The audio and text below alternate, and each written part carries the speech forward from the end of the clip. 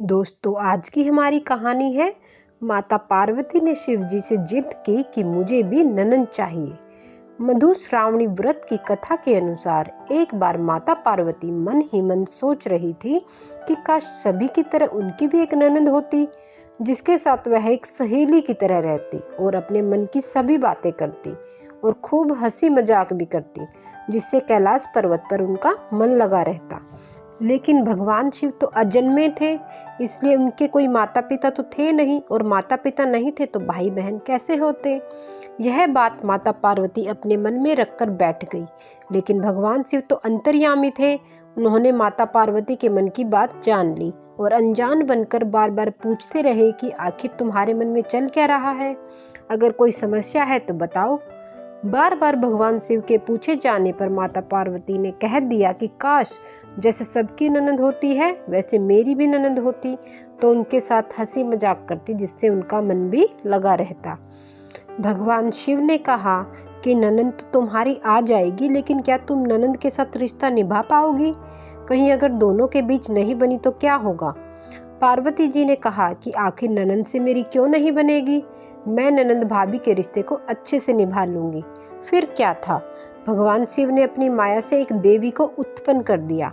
भगवान शिव ने जिस देवी को उत्पन्न किया वह देखने में काफी मोटी थी और उनके पैरों में बड़ी बड़ी मोटी दरारें थी। भगवान शिव ने कहा कि यह तुम्हारी ननद है और इनका नाम असावरी देवी है। पार्वती जी अपनी ननद को देखकर बहुत खुश हुई और झटपट से अपनी ननद असावरी देवी की सेवा करने लग गई। असावरी देवी पहले स्नान करके आई और भोजन मांगने लगी। तभी पार्वती जी ने भोजन परोस दिया। देखते देखते भंडार में जो भी भोजन था, असावरी देवी वह सब कुछ खा गई।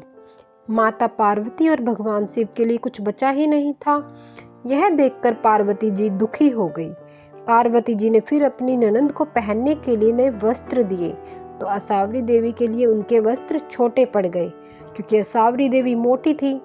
पार्वती जी फिर से परेशान हो गई। उनकी ननद असावरी देवी को एक मजाक सूझा और उन्होंने पार्वती जी को अपने पैरों की दरार में छुपा लिया, जिससे उनका दम घुटने लगा।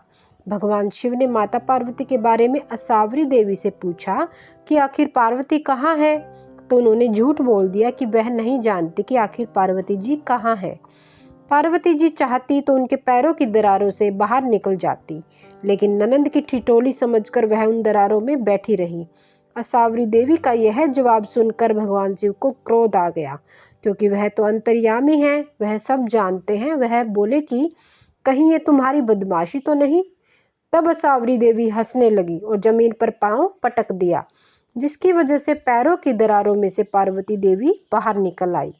पार्वती जी अपनी ननद की इन सब हरकतों की वजह से काफी परेशान हो गई और दुखी होकर उन्होंने भगवान शिव से कहा कि आप जल्दी से मेरी ननद को ससुराल भेज दीजिए। मुझसे बहुत बड़ी गलती हो गई है ननद की चाह रखकर।